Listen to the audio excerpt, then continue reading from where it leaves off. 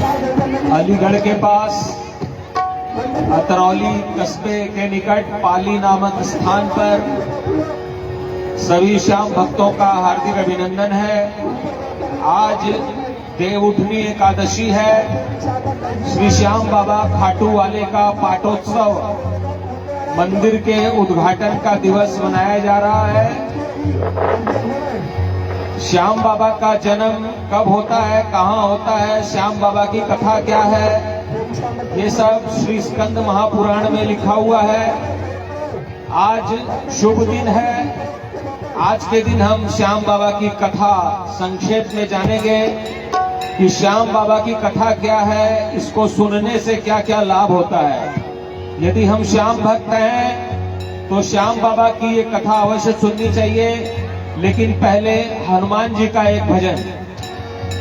हे दुख भंजन मारुति नंदन, सुन लो मेरी पुकार, पवन सुत विनती बारंबार, पवन सुत विनती बारंबार। हे दुख भंजन मारुति नंदन, सुन लो मेरी पुकार, पवन सुत विनती बारंबार, पवन सुत विनती बारंबार।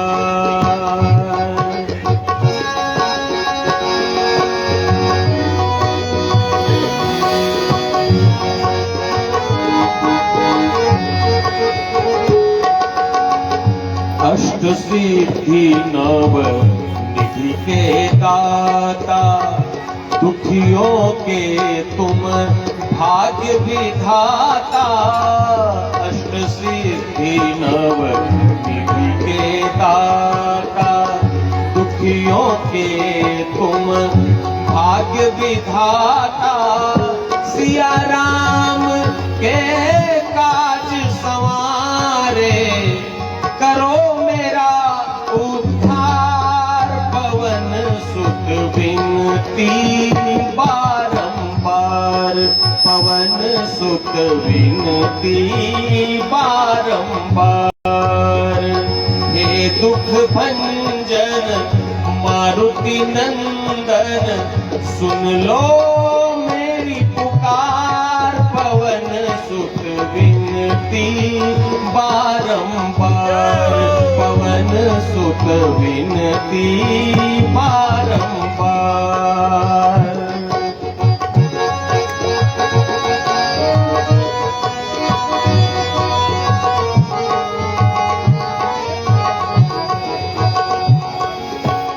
अपरंपार है शक्ति तुम्हारी, तुम पर रीझे अवध बिहारी, तुम पर रीझे अवध बिहारी।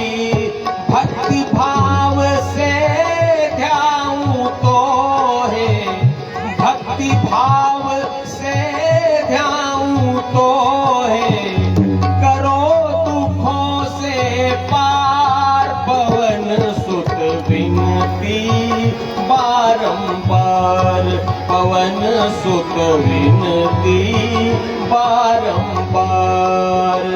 हे दुख भंजन मारुति नंदन, सुन लो मेरी पुकार, पवन सुत विनती बारंबार, पवन सुत विनती बारंबार, पवन सुत विनती बारंबार। बोलो हनुमान जी महाराज की। आज बड़ा ही पावन दिन है और श्याम बाबा का पाटोत्सव मना रहे हम। तो पाटोत्सव पर क्या होता है, श्याम बाबा का प्रकट होते हैं।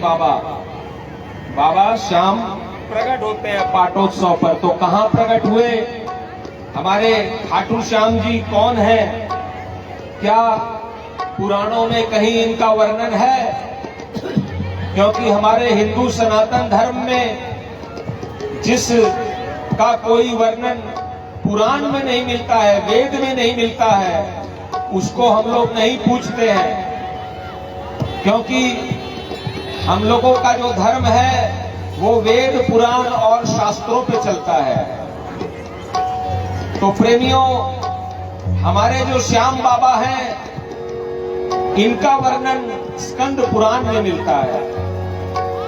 और स्कंद पुराण में हमारी बाबा की, श्याम बाबा की सभी लीलाओं का वर्णन बर्बरीक जी के नाम से है। बर्बरीक जी कौन है? तो बर्बरीक जी भीमसेन जी के पोते और घटोत्कच जी के बेटे हैं। आप लोग महाभारत सीरियल देखे होंगे, देखा कीजिए रामायण महाभारत ये सीरियल।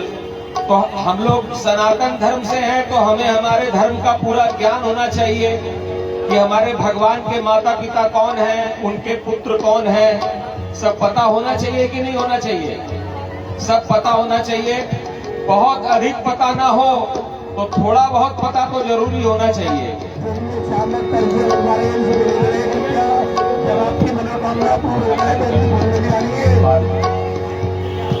तो आइए अब हम श्याम बाबा की कथा आरंभ कर रहे हैं। बोलिए खाटू नरेश की, बोलो बोलो प्रेमियों श्याम बाबा की जय। बोलो श्याम बाबा की जय, खाटू वाले की जय। श्याम बाबा की जय, खाटू वाले की जय। बोलो बोलो प्रेमियों श्याम बाबा की जय। बोलो बोलो प्रेमियों श्याम बाबा की जय। हमारे श्याम मंदिर के पुजारी जी यहाँ पधारे हैं और वो अभिनंदन कर रहे हैं। आप लोग तालियां बजा के कर सकते हैं, मैं भी बजा रहा हूं। टोपी माला की सेटिंग गड़बड़ हो तो बता दीजिएगा, थोड़ा दाया बाया करके ठीक कर लेंगे। बोल खाटू नरेश की। और बहुत ही अच्छा है कि हमारा संत समाज भी आज, प्रणाम करता हूं सबों को। मेरा नाम स्वामी संजय प्रभाकरानंद है और मेरा एक YouTube चैनल भी है। ये कथा YouTube और Facebook पर लाइव चल रही है। संगीतमयी गीता के नाम से आप लोग YouTube चैनल सब्सक्राइब कर लीजिए, वहां पर यहाँ के मंदिर का पूरा समाचार आपको मिल जाएगा। YouTube चैनल का नाम है संगीतमयी गीता। तो एक बार की बात है, नैमिषारण्य तीर्थ में, जैसे आज ये पाली गांव तीर्थ बन गया है। और देखिए जहां पर तीर्थ,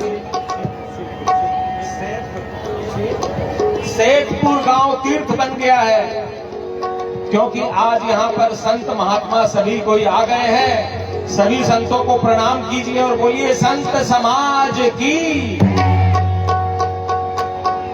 तो नैमिषारण्य तीर्थ में इसी प्रकार से सभी संत महात्मा साधु ब्राह्मण बैठे थे और वहां पर क्या होता है, कथा आरंभ होती है। वो गुप्त क्षेत्र महात्म महाना, शौनक सम्मुख सूत पठाना। श्याम श्री श्याम श्री श्याम जय जय श्याम। श्याम श्री श्याम श्री श्याम जय जय श्याम। सिद्धलिंग महात्म उघारी, धर्मात्मा द्विज विजय बिहारी। श्याम श्री श्याम जय जय श्याम। श्याम श्री श्याम जय जय। सिद्धि सिद्ध मात से पाया, चंडिल विजय सिद्धि सहाया। श्याम जय जय श्याम, श्याम श्री श्याम जय जय श्याम। हो कौन विजय चंडिल समझाए, कैसे सीति पाई समझाए।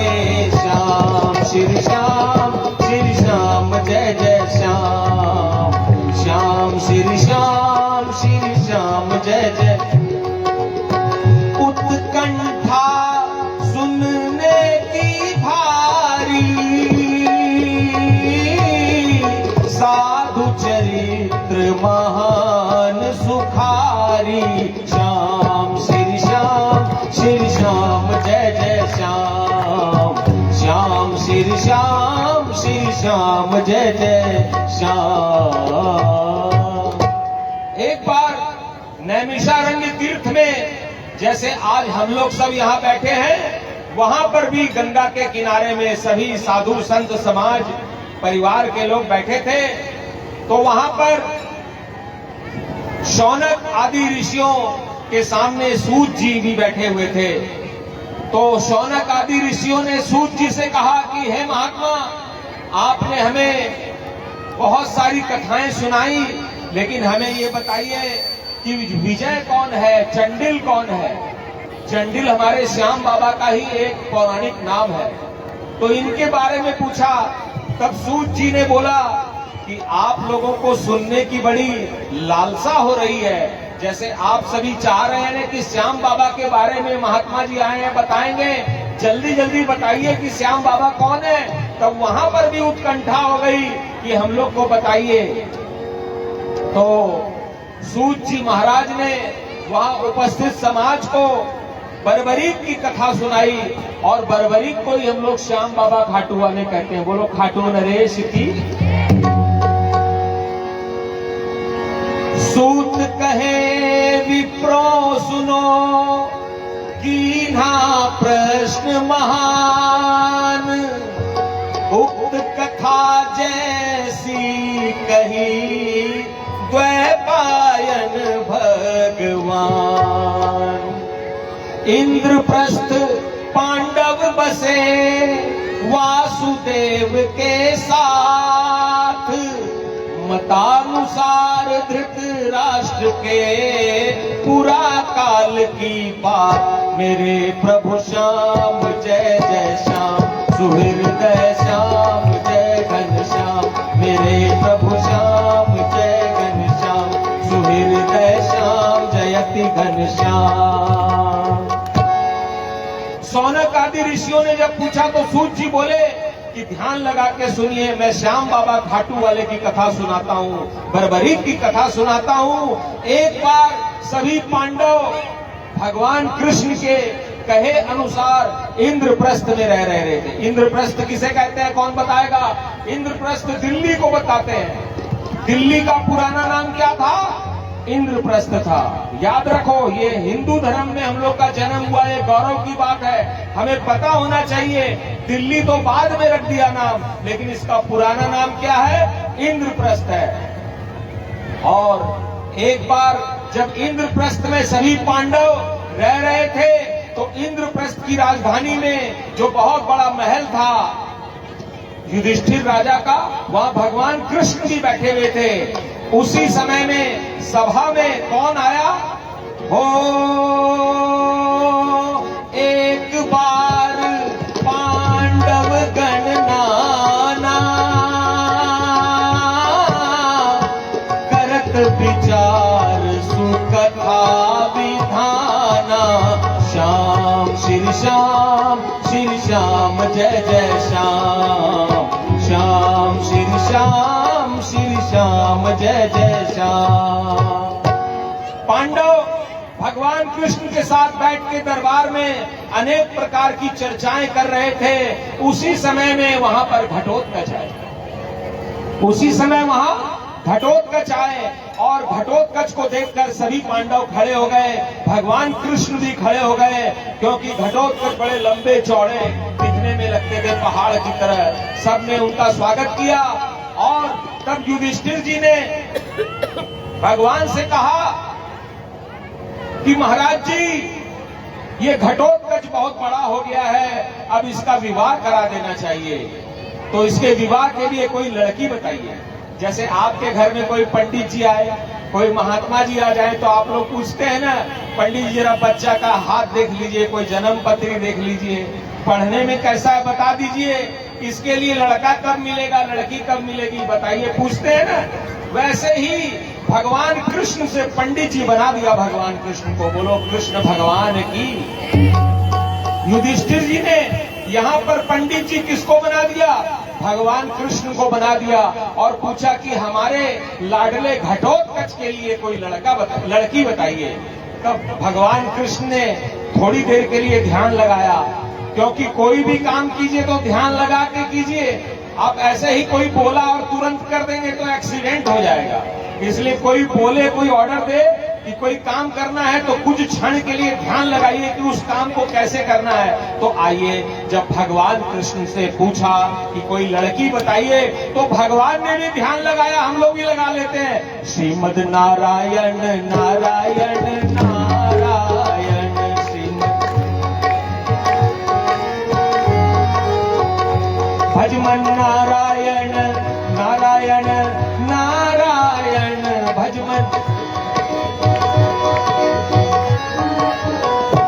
श्रीमद नारायण नारायण नारायण, लक्ष्मी नारायण नारायण नारायण, बद्री नारायण नारायण नारायण। भगवान ने ध्यान लगा के बताया, ऐसे ही नहीं बता दिया, कायदे से बताया। और भगवान ने कहा कि मैं एक बात तुम लोग को बताता हूं, ध्यान से सुनो। अभी अभी मैं मूर नामक दैत्य को मार के यहां आया हूं। मूर नामक राक्षस को भगवान ने मारा। तो मूर नामक राक्षस कौन था?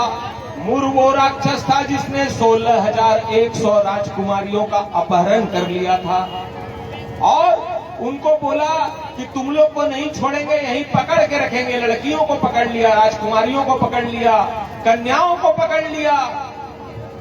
और तब भगवान कृष्ण को जब पता चला कि ये मूर नामक राक्षस नरक नामक अपने मित्र के साथ मिलकर 16,100 लड़कियों का अपहरण कर लिया है, तो भगवान रुक्मणी के साथ में गए उन लड़कियों को छुड़ाने के लिए। कहां गए? आसाम गए। आसाम, आसाम का पुराना नाम क्या है? प्राग ज्योतिषपुर। बताइए, हम लोग को सिखाया गया क्या? आसाम। अरे आसाम तो अभी पड़ा उसका नाम, उसका पुराना नाम जो वेदों पुराणों में है वो प्राग ज्योतिषपुर है। तब भगवान गए वहां पर रुक्मणी के साथ में मूर नामक दैत्य को मारने के लिए, और उन्होंने मूर नामक दैत्य को मार दिया और 16,100 लड़कियों को उसके कैद से छुड़ा लिया। बोलो श्री कृष्ण भगवान की। तो वो 16,100 लड़कियां जब जेल से निकल के बाहर आई, अपने अपने घर जाने लगी, तो देखा कि घर का दरवाजा बंद है। बोला हम लोग तुमको नहीं लेंगे, क्योंकि तुम लोग राक्षस के घर में रह के आई हो जेल में, पता नहीं वो तुम लोग के साथ क्या क्या किया होगा। तब जो है वो लड़कियां भगवान को बोली कि अब हम लोग कहां जाएं, ये राक्षस का कलंक हम लोग के ऊपर लग गया है। तो भगवान ने बोला तुम लोग चिंता मत करो, जिसका कोई नहीं होता उसका भगवान श्री कृष्ण होता है। बोलो कृष्ण कन्हैया लाल की। जिसका कोई नहीं होता उसका कौन होता है? श्याम बाबा होता है कि नहीं होता? हमारे बाबा का भी नाम और उसका कन्हैया का नाम भी श्याम एक ही है, नाम एक ही रख दिया है। बहुत चालाक है हमारे खाटू वाले श्याम बाबा बर्बरीक जी, इसीलिए इन्होंने अपना बर्बरीक नाम प्रचारित नहीं किया, इन्होंने अपने नाम, अपने गुरु का नाम आगे बढ़ाया, कृष्ण जी का नाम आगे बढ़ाया। हम लोग को ये सीखना चाहिए कि हम लोग को अपने माता पिता और गुरु का नाम आगे बढ़ाना चाहिए, न कि अपना ही लगा दिए कि हम ही है सब कुछ। ऐसा नहीं होना चाहिए। और फिर उन लड़कियों ने बोला कि हम लोग क्या करें, हम लोग को बचाइए, ये समाज हम लोग को नहीं अपना रहा है। तो भगवान ने बोला ये समाज नहीं अपनाएगा तो मत अपनाने दो, मैं तुम लोग को अपनाऊंगा, तुम लोग से मैं विवाह करूंगा। और भगवान ने 16,100 लड़कियों के साथ विवाह कर लिया। बोलिए श्री कृष्ण भगवान। तो 16,100 तो वो मूर नामक दैत्य से छुड़ाई हुई थी और 8 अलग से पटरानियां थी भगवान की। सबको पता है कथा। तो भगवान कृष्ण की कितनी रानियां हैं? 16,108। बोलो बोलो बोलो प्रेमियों, श्याम बाबा की जय। बोलो बोलो प्रेमियों, श्याम बाबा की जय। खाटू वाले की जय, श्याम बाबा की जय। खाटू वाले की जय। बोलो बोलो प्रेमियों, श्याम बाबा की जय। बोलो बोलो प्रेमियों, श्याम बाबा की जय। तो युधिष्ठिर जी ने बोला कि आपको हम लोगों ने बोला था कि घटोत्कच के लिए लड़की बताइए विवाह के लिए, और आप अपना विवाह का बताने लगे कि हम 16,100 का विवाह 108 से विवाह किए हैं। तो भगवान ने बोला कि जब हम 16,108 से कर सकते हैं तो क्या घटोत्कच के लिए एक लड़की नहीं खोज सकते हैं? खोज सकते हैं ना। भगवान ने बोला कि बताते हैं, सुनो। वो मूर नामक जो राक्षस था, वो जब मारा गया तो उसकी बेटी मौरवी भगवान से लड़ने के लिए आ गई। उसने बोला कि मेरा तो अभी विवाह भी नहीं हुआ है, आपने मेरे पिताजी का मार दिया, हत्या कर दिया, अब मेरा विवाह कौन कराएगा? यदि लड़की के माता पिता ना हो, लड़के के माता पिता ना हो, तो विवाह में कठिनाई आती है कि नहीं आती है? तो वो मौरवी जिसका नाम कामकंटकटा भी था, वो बोली भगवान को कि आपने मेरे पिताजी को मारा है, मैं नहीं छोड़ूंगी आपको। और वो भगवान कृष्ण के साथ ही लड़ने लगी। बोलो श्री कृष्ण भगवान की। वो इतनी लड़ने में तेज थी वो मौरवी कि वो भगवान से लड़ने लगी। दोनों में ऐसी लड़ाई हुई, ऐसी लड़ाई हुई, ऐसी लड़ाई हुई कि न भगवान कृष्ण जीते, न मौरवी हारे, न मौरवी जीते, न भगवान हारे। तब भगवान ने सोचा कि अब क्या करें। उसी समय मौरवी ने एक खड़ग नाम का अस्त्र चला दिया और तब तक भगवान विष्णु का रूप धारण कर लिए थे और गरुड़ की सवारी पे बैठ गए थे। तो जब खड़ग चलाया तो गरुड़ घायल हो गया, मूर्छित हो गया। तब भगवान को आ गया गुस्सा, बोला कि अब इस लड़की को मैं नहीं छोड़ूंगा। और भगवान ने सुदर्शन चक्र निकाल लिया और बोला कि मैं इसका गला काट दूंगा। जैसे ही भगवान ने मौरवी का गला काटना चाहा, वैसे ही देवी कामाख्या वहां पर प्रकट हो गई। बोलो देवी कामाख्या की। मंगल ज्योत जल उठी माँ की प्यारी प्यारी झांकी। मंगल ज्योत जल उठी माँ की प्यारी प्यारी झांकी। बधाई हो बधाई, दिए दरस माने बधाई हो बधाई, दिए दरस माने। लाल चुनरिया ओढ़ के मैया शेर सवारी आई। लाल चुनरिया ओढ़ के मैया शेर सवारी आई। अपने प्यारे बच्चों पे माँ ने ममता बरसाई। अपने प्यारे बच्चों पे माँ ने ममता बरसाई। तेरी जय जय जय महामाई, तेरी जय जय जय महामाई। ये भक्तों ने टेर लगाई। बधाई हो बधाई, दिए दरस माने बधाई हो बधाई, दिए दरस। बोलो कामाख्या देवी माता की।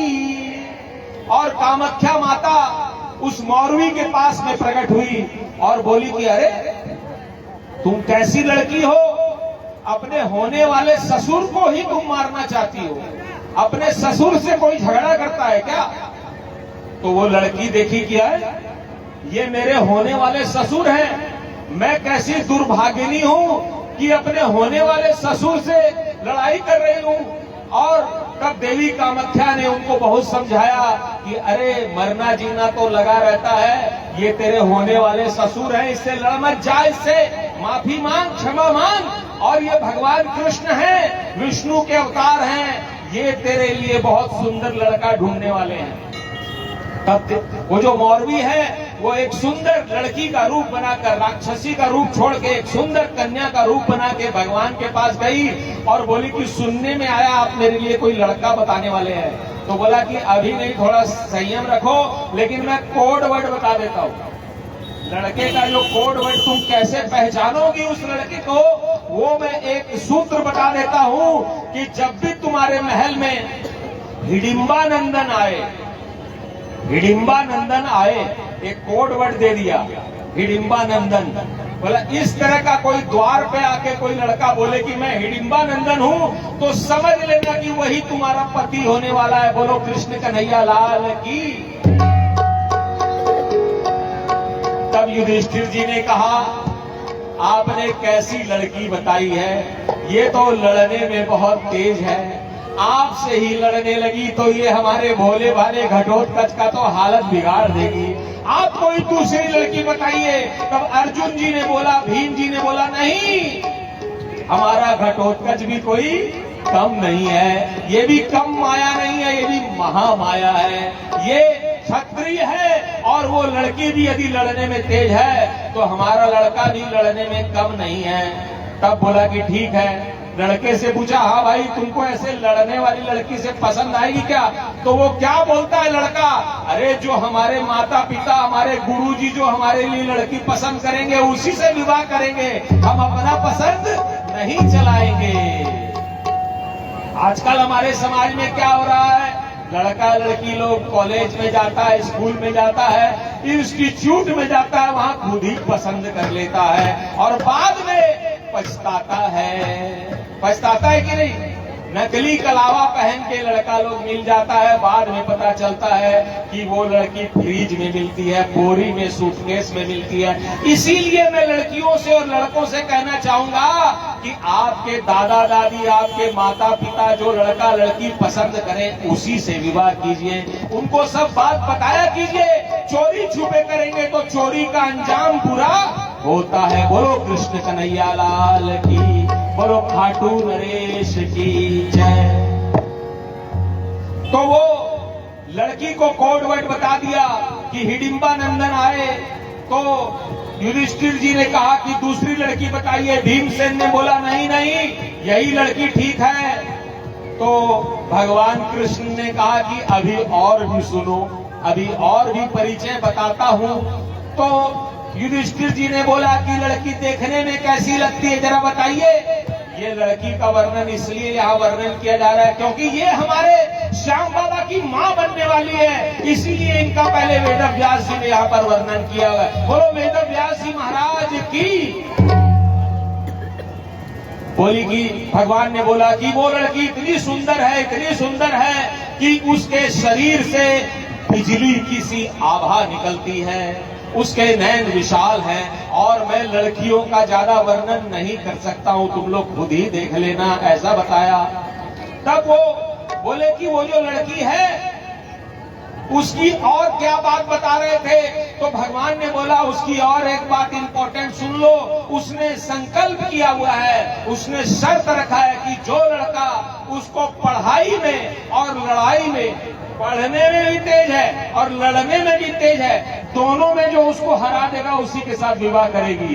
तो बोलता अरे बाप रे बाप, कोई दूसरा लड़की बताइए, ये तो MA BA पास लड़की है, हमारा लड़का तो गांव से अभी अभी आया है। तो बोला कि भगवान ने बोला कि चिंता मत करो घटोत्कच, जब तुम उस लड़की के सामने जाओगे तो सिर्फ हमको याद कर लेना, हमारा स्मरण कर लेना। जैसे हम द्रौपदी का वस्त्र बढ़ा दिए थे वैसे ही घटोत्कच का बल और बुद्धि भी बढ़ा देंगे। बोलो श्री कृष्ण भगवान की। इसलिए जब भी कोई काम करे श्याम बाबा को पहले याद कर लें, भगवान कृष्ण को, संतों महात्माओं को, पंडित जी को खाली स्मरण कर ले, देखिए आपका काम कितना बढ़िया बन जाएगा। और जब आशीर्वाद लिया, बोला कि हमको याद कर लेना सिर्फ उस समय में। तब घटोत्कच जी ने प्रणाम किया और वो एक हवाई जहाज के ऊपर बैठ के, ऐसा स्कंद पुराण में लिखा हुआ है कि एक हवाई जहाज पे बैठ के वो वहां गए, कहां? प्राग ज्योतिषपुर गए। जब हवाई जहाज में जाते हैं, जब कार में जाते हैं, तो हम लोग कार में कैसेट बजा देते हैं। तो आइए हम लोग भी कैसेट बजा देते हैं। बोलो बोलो प्रेमी हो श्याम बाबा की जय, बोलो श्याम बाबा की जय, हटवाले की जय, श्याम बाबा की जय, हटवाले की जय। बोलो बोलो प्रेमियों श्याम बाबा की जय, बोलो बोलो प्रेमियों श्याम बाबा की जय। इस कथा को फेसबुक के माध्यम से, यूट्यूब के माध्यम से बहुत सारे लोग देख रहे हैं और यहाँ संख्या में लोग बैठे हुए हैं। मंच के ऊपर में अनेक संत महात्मा विराजमान हैं। सभी के दर्शन कीजिए। जो लोग यूट्यूब के माध्यम से, फेसबुक के माध्यम से, सोशल मीडिया के माध्यम से देख रहे हैं। आजकल जमाना आ गया है कि टीवी चैनल की दरकार नहीं, छोटा सा मोबाइल है, टीवी चैनल बन गया है। दरअसल बहुत दुखी हो गए थे कथावाचक लोग, बोले हम लोग का नंबर नहीं आता टीवी पे। तो भगवान श्याम बाबा ने बोला तुम लोग काहे चिंता करते हो, सबको एक एक मोबाइल एंड्रॉइड पकड़ा दिया। बोला सबका टीवी चैनल हो गया। बोलो खाटू नरेश की। सब टीवी चैनल वाला सिर पकड़ के बैठा, कोई देखता नहीं है। बोला क्यों? कि सब आदमी अपना अपना चैनल चला रहा है, तो वहां टीवी पे कौन देखने जाएगा। बोलो बोलो प्रेमियों श्याम।